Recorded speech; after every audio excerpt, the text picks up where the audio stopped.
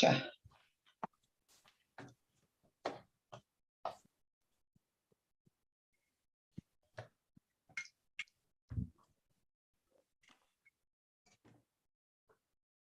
Okay. Good afternoon, everybody. I'd like to welcome you to the Public Works Committee meeting on Tuesday, September 13th. It is now 2:30 p.m. and we're holding our meetings remote. There are three things on our agenda today. And the first thing on the agenda is a resolution awarding professional services for levy testing to Geotechnology Association. John Sanders, you are up.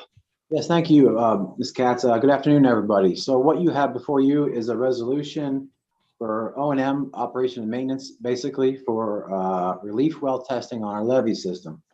Our levee system has roughly 102 relief wells in it, and it's a requirement for every 5 years by the Army Corps that we test the relief wells. So How many anyway, relief wells did you say? 102. Okay. Yes, ma'am. So I put this out pen bid electronic for request for proposal, and I got 5 proposals ranging from $100,000 to $200,000.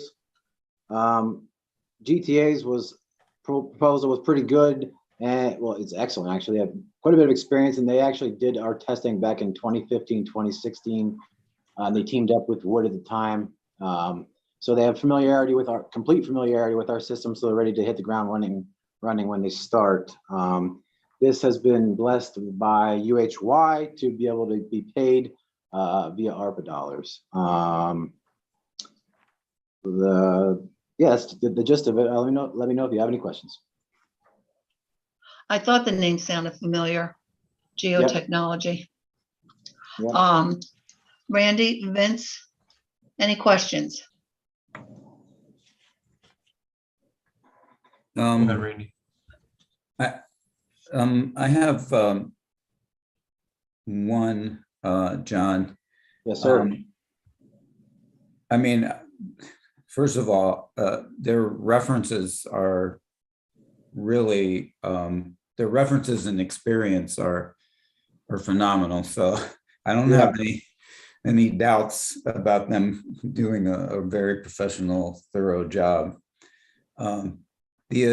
Where it talks about the additional work section under the contract, it says experience indicates certain additional items of work may be required or necessary, which they don't know at the time, which, that makes a whole lot of sense. So I just wondered if you had any suggestions on when we budget this, having a contingency amount. You mean as far as putting it actually in our streets and parks and flood control budget annually? No, just for this contract. I don't really foresee, I mean, they've been here before, they've accessed all the wells they did. Yeah. They've actually, I talked to some folks earlier, the work itself takes 1 to 2 months, followed up by a report. As long as they have access, which they do, to all the wells, it shouldn't be, the only item I could foresee would be site access. Yeah. I don't really foresee there being any issues there. Beyond that, I can't think of anything off the top of my head. Okay. I think they just put that in there just in, because they do all kinds of jobs. So they are familiar with this. The other question I had was, and this again is a legal thing that they just cover on their end, that they own the documents. So if we need to reference something in these documents or the document itself to the Army Corps, Yes. do we do that? Do they do that, or are we allowed to do it? We are required to hand the results from this testing over to the Army Corps. Okay. In fact, if I put that in the proposal, I think they're just saying it's their proprietary report. Yeah. I would challenge that slightly because they're doing work for the city, and I agree with Right. him in that on that point. But Okay. but So yeah, we want, this information goes, we can go directly to the Army Corps and then we're good to we're go. actually required to send this to the Army Corps. Yes, sir. Yep. Okay. No, that's all I had. Vince, do you have any questions? Real quick, John, let's see, what page would this be? Well, I'll tell you what, it's task 1, sediment evacuation. Yes. Okay. Bullet point 2, Uh-huh. GTA will mobilize equipment and personnel to the site. Okay, Mhm. so if you read down through there, I'm Yep. looking here, GTA will perform sediment removal operations via airlifting at each well location for up to 1.5 hours per location on average. Mhm. Please tell me what they mean by that is creating a vacuum of air using a suction truck. That's exactly the back vacuum truck. truck. Yes. that's Okay. exactly, yes. I just So- wanted to clarify because when somebody says airlifting to me, I start thinking of a helicopter No. and it just, That's true. yeah. So, and to go into a little more detail on that, so the number that they needed, the number of wells that needed to be with sediment evacuation 5 years ago was about 25. So that's why I have 25 or 26 in this contract as well. As these things age, fines come through the screen and fill up the well. So Right. they're removing that, so it creates a well that's working.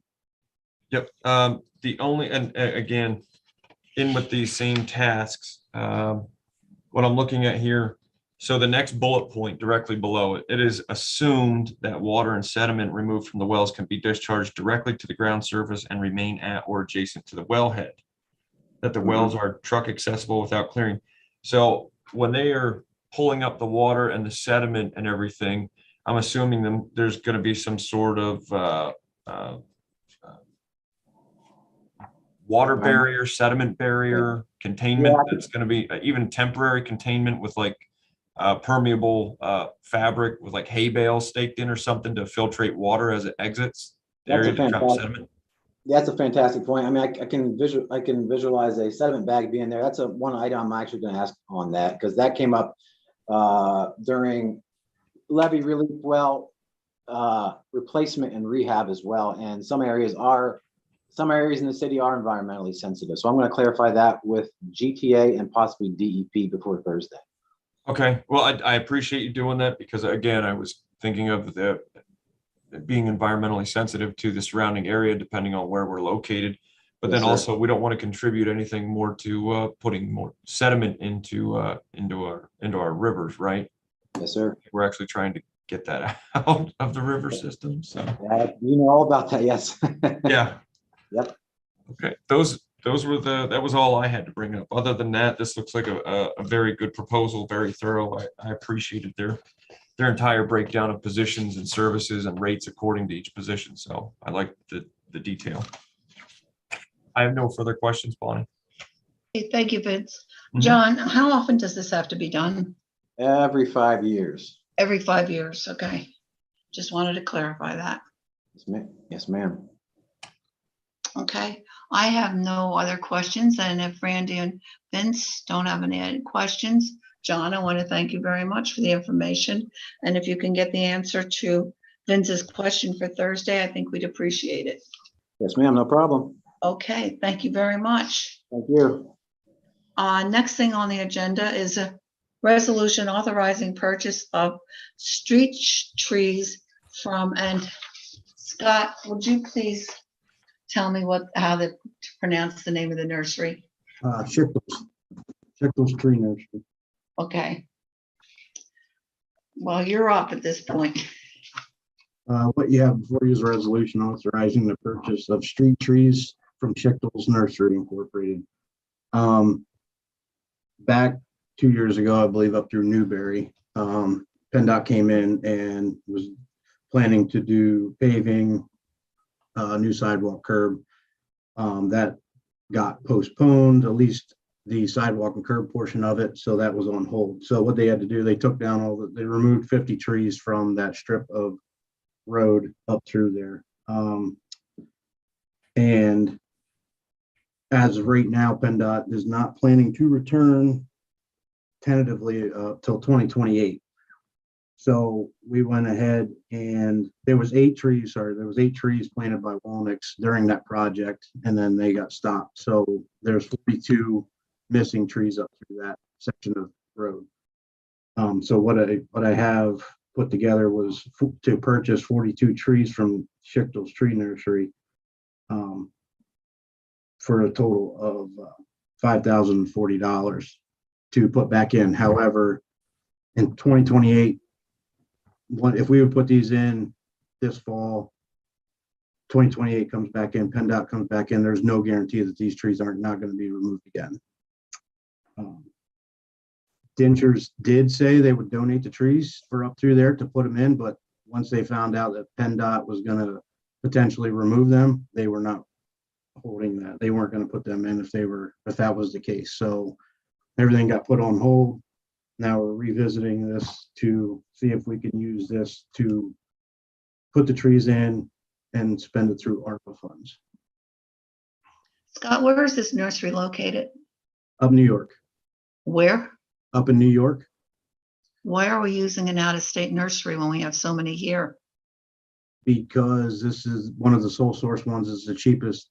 We get a lot of our trees from there. We have an order of 24 trees in right now that we had for a grant that's coming out of Chickale's. They provide the variety that we use here in the city comes from up there, and they're cheaper. Did not realize that. Yep. It's a shame that we lost free trees due to PennDOT's exuberance of starting something and knew they were not going to accomplish anything for several years, and made that section in Newberry look terrible. And we all know that without the trees. And it's a shame that we're still not, sure whether when 2028 rolls around, if they're still going to do anything about it.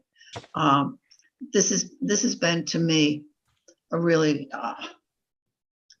a crappy situation. It really is, and I know I shouldn't use that kind of language, but it just is so bothersome. What the people in Newberry have had to put up with. People lost trees that were taken down, that they loved those trees, and they could have still had those trees. But PennDOT was bound and determined to do whatever, to do this. Randy, Vince, anything you would like to ask Scott?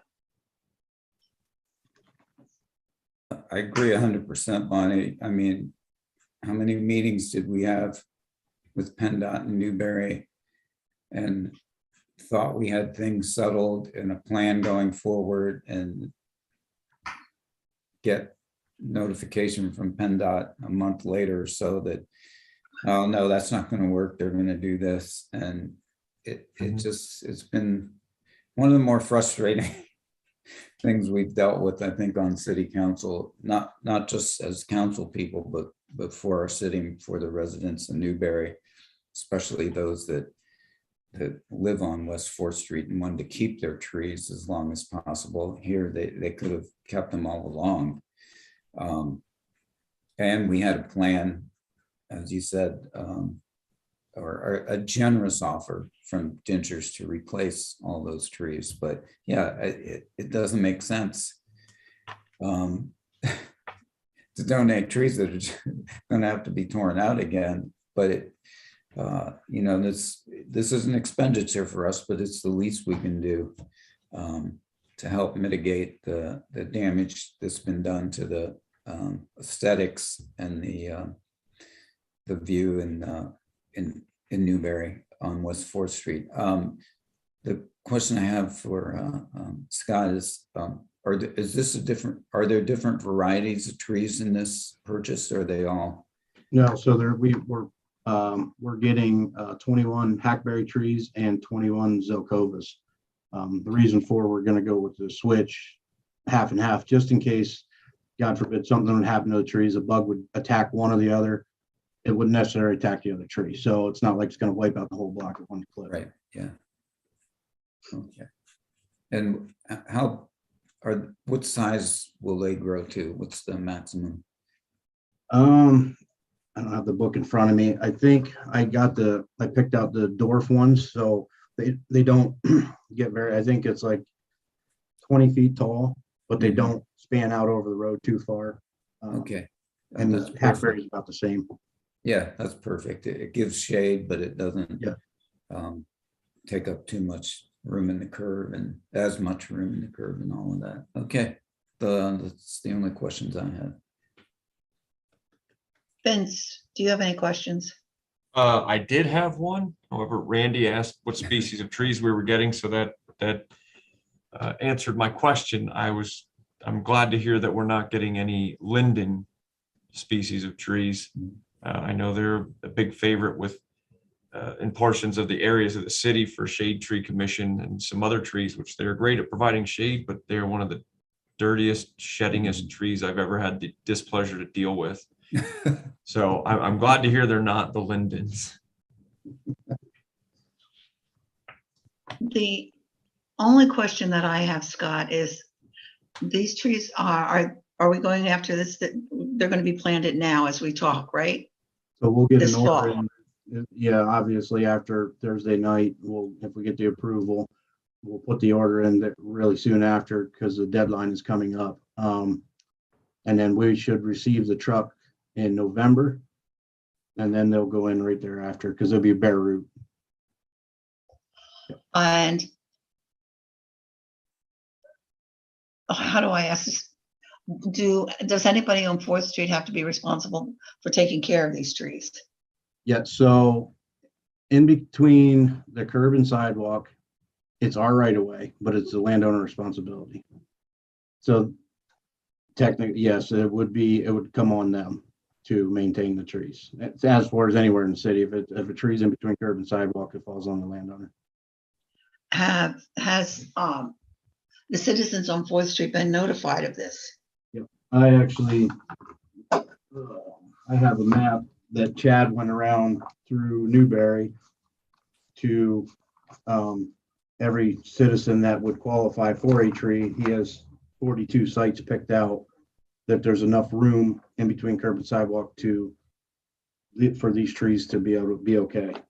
And we got to send letters, the letters they were talked about, but we found 42 locations up through there for a tree. Fantastic.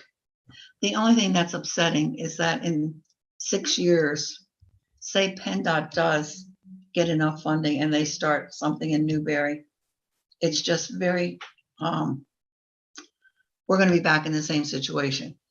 Mhm. And as much as you want to have Newberry done with the street projects, and there was so much time, money, and effort put into that street project before the trees even, you just, you look at this and you just shake your head because PennDOT's not going to come back and help us with this again at all.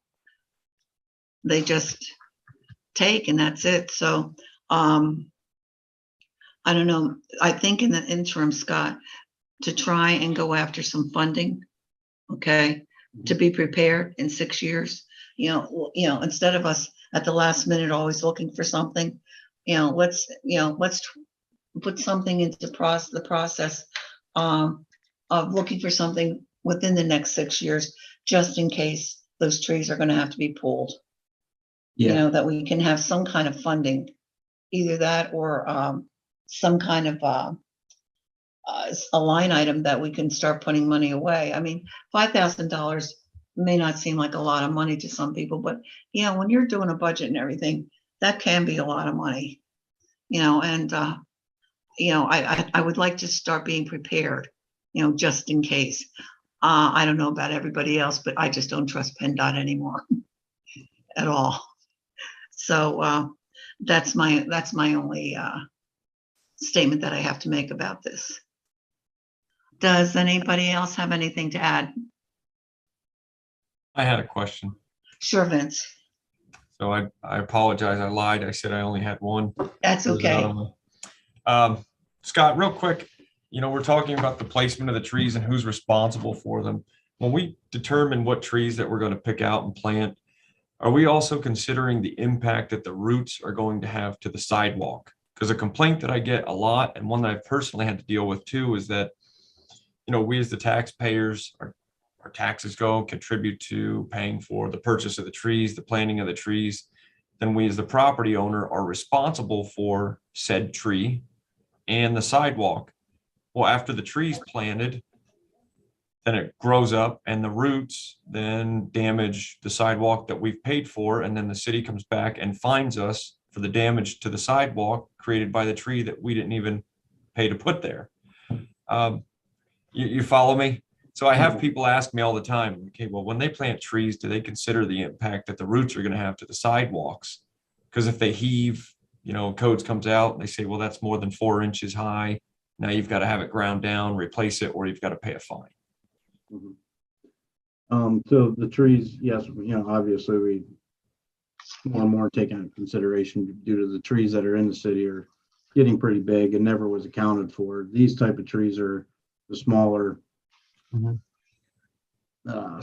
stump, I guess, would be. So the impact would be very minimal if we'd ever see it, honestly, before the dwarf ones are a better choice for up through there due to the fact they don't get very big, like some of the older trees we have in the city.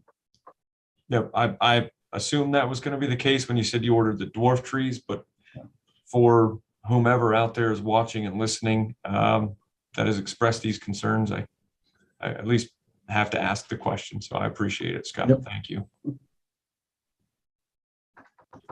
Any other questions? Well, Scott, after Thursday, go order the trees so we can make Newberry look pretty again. At least it'll look, give them some shade. And it's not only shade, but it's also so much better for the environment. I mean, all the dust and dirt that's thrown up on 4th Street with all the traffic, they need the trees.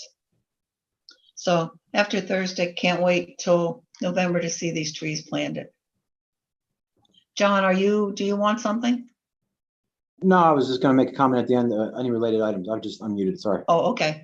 All right. Since number 3 on the agenda is any related items. So there you go, John. Yes. Since this is Public Works, I just want to let you guys know, splash pad over at Shaw Park is under construction right now. They set up fencing, protective fencing all around it last week, and they're excavating now and eagerly awaiting the shipment of the Vortex splash pad parts that we purchased for $206,000. And yeah, so it's going good over there. Just want to let everyone know that it's coming. There are so many people that are so excited about this. Next year is going to be incredible to see this in action. It really is. Yes, ma'am. Vince, Randy, any questions? I just wanted to add one thing for any related items. However, it's because we have Mr. Livermore here who runs Streets and Parks, and this is Public Works, that members of the Streets and Parks Department joined the RVTA softball team over the past weekend in the interdepartmental softball tournament. And just happy and proud to announce that that the RVTA team won the championship. Mr. Livermore was our starting first baseman, and I was quite surprised to see how far he could stretch off the bag. So he did a great job. I'm feeling that stretch today. You guys, Are they're you a going to come lefty? after you. Are you a lefty with the big mitt, Scott? Well, I had the big mitt, but Well, I love it. Congratulations, though. It was a Anything else? great time. Thanks, Bonnie. Yeah.